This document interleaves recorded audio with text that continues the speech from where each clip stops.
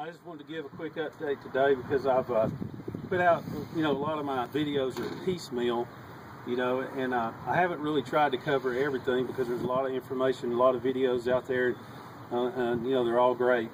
I've tried to cover, what I couldn't find and what I sort of had to learn on my own. I've had some questions about the name of my siphon. It's a U siphon, it's a loop siphon, it's this, that, or the other. And I'm going to stick with my name, ABS siphon, because I think it best describes it's an above bed siphon. It actually works as an above bed siphon. To my knowledge, it's the only one that does. It doesn't mean it's, the best thing since sliced bread or anything. It just means that best describes it. It works. However, I have, used this on the underside of a bed. So now I guess it's a combination, but I'm going to continue calling it the ABS siphon, so I hope that settles that. This is the small siphon, which I already showed how to build. It's just a 1 inch to a 1/2 inch. Obviously that's for smaller grow beds. I've already showed how to build that, so I'm going to cover the others. This is the one I think most people would be using. It is 1 1/4 inch to 3/4 inch, just a 1 1/4 inch standpipe, or not standpipe, but that's taken in the water, and you want to obviously place it down, pretty close to the bottom of the grow bed. I'll leave that up to you, and you want to test and make sure, that your water is coming, roughly 2 inches from below the surface of the gravel. All that you're just going to have to measure on your own. But how to build it is just a 1 1/4 inch pipe, and this is a reducing elbow from 1 1/4 inch to, here we go again, 1 inch, and then a 1 inch to 3/4 inch. And I have a 1 1/4 to 3/4. I just stuck with this one. I just kind of like the looks of it. It kind of favors the smaller one. It's cute. So, but anyway, 1 1/4 inch pipe is taken in the water. You got a 1 1/4 inch to 1 inch reducing elbow, and then a 1 inch to 3/4 inch reducing elbow, and then you just stay 3/4 inch the rest of the way. It's my original ABS siphon with a few twists, literally. And of course, this fits down into your, obviously it won't fit in that bulkhead, that's a big one, but you'd want to use a 3/4 inch bulkhead, and then just use 3/4 inch on the bottom.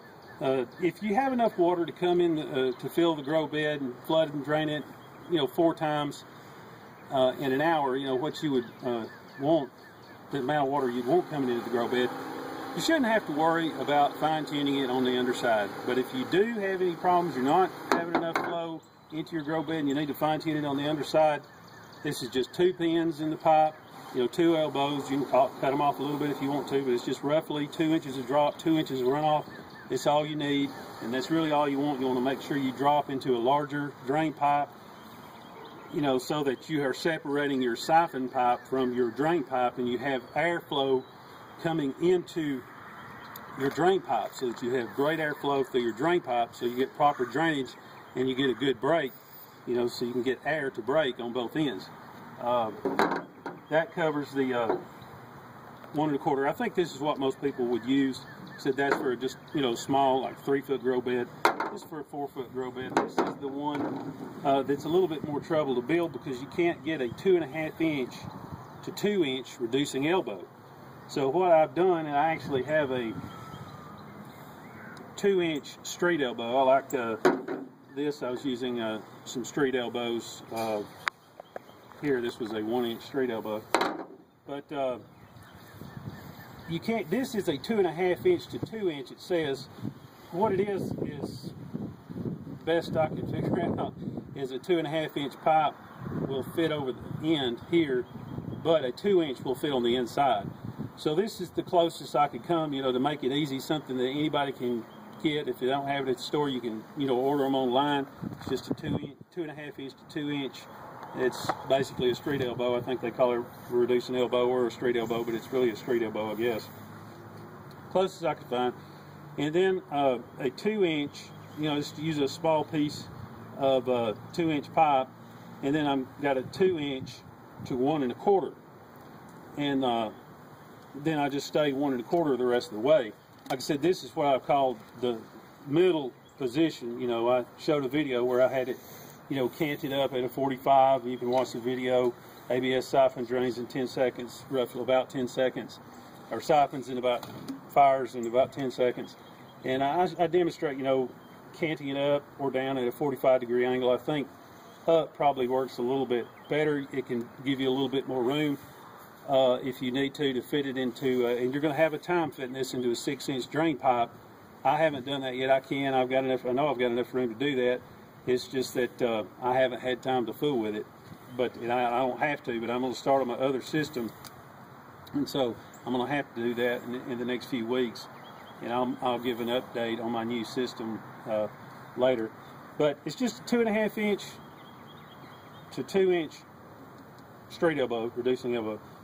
2-inch to 1 1/4, and then you stay 1 1/4 the rest of the way. Everything else is easy to figure out. The big pipe tapes in the water, and this goes down. And I don't even know if they make a 1 1/4 inch, but you know, this is something you'd need to know. This is a 1 1/2-inch bulkhead, and so I don't like bushings, but you know, this will work. You use a 1 1/2 to 1 1/4 inch bushing. Now you can see there's a gap down in there. And so all you have to do is take a small 1 1/2-inch piece of pipe, slip it in there to fill that gap, you know, so that you don't have that bulge in there, and you know, and you get a good smooth siphon. You fill that gap, that way it's basically solid pipe all the way through instead of that little gap. And so use a 1 1/2-inch bulkhead and 2 1 1/2 to 1 1/4 inch bushings, and then you just, you know, slip it down in there. Make sure you adjust this, you know, the right height.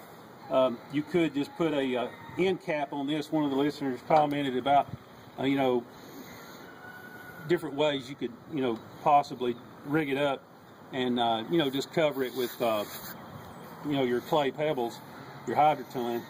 And I don't think I would want to do that with gravel, but hydroton, you could just put an end cap on it, drill some holes in it at the bottom, you know, down, you know, just right at the bottom on the side, and that end cap would keep it from producing, you know, too much pressure on your liner on the bottom of your grow bed, and possibly a sharp edge, you know, cutting into your liner.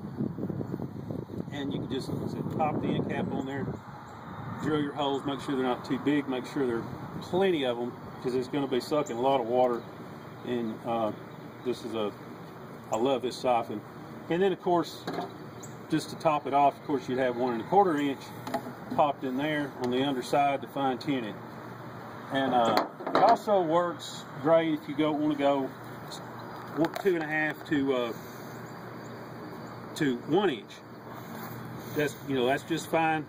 And then you can use a 1 inch bulkhead, and that's going to work just fine. This is just the one I'm going to use, you know.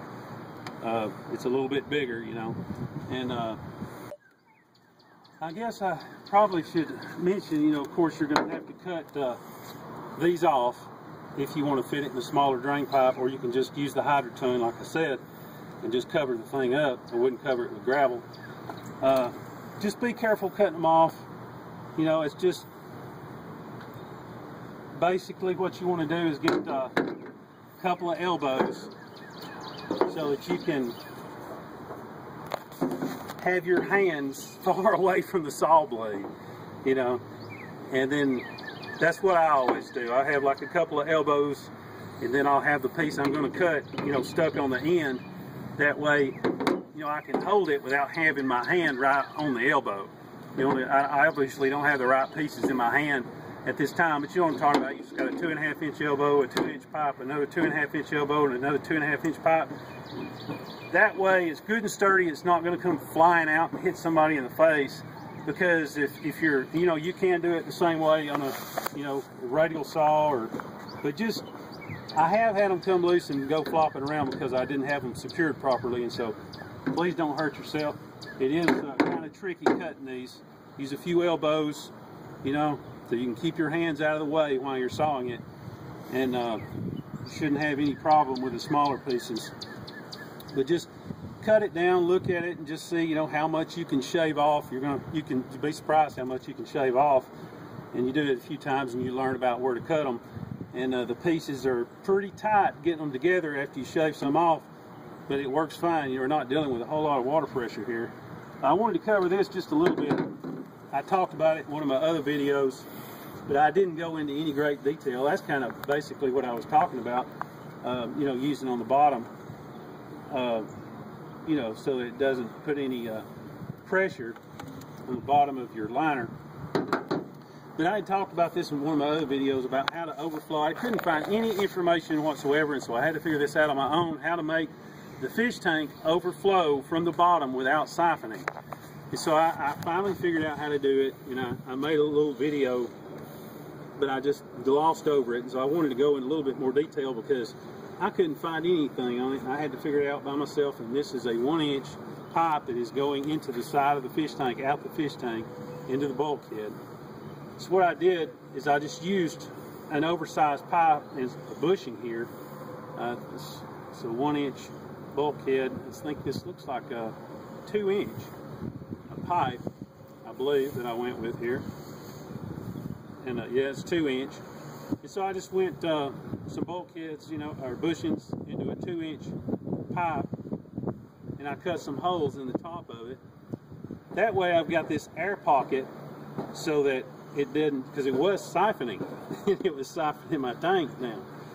That didn't work too well. So fortunately I didn't have any fish in it, but I caught it before it siphoned down too far.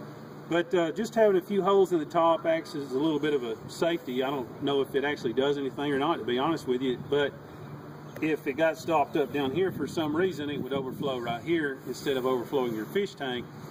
So why not? It doesn't hurt anything.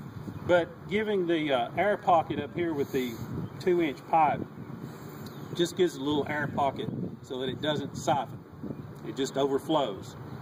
And then I just went back to a smaller pipe. I think I actually went to 1 1/4 here, and just used a few bushings and then put a larger head on the end of it so I can, you know, make room for, you know, more water to come in, less chance of it getting stopped up with poo in the bottom. It actually does a great job overflowing from the bottom, and you get it right down, you know, in your bottom of your tank. If you got a little bit of a divot down there in the bottom, like in some of these tote tanks, and get it right down in there where all the poo is going to settle. It does a great job of overflow and draining the poo out and sort of self-cleaning your tank. I hope that helps. Thank you.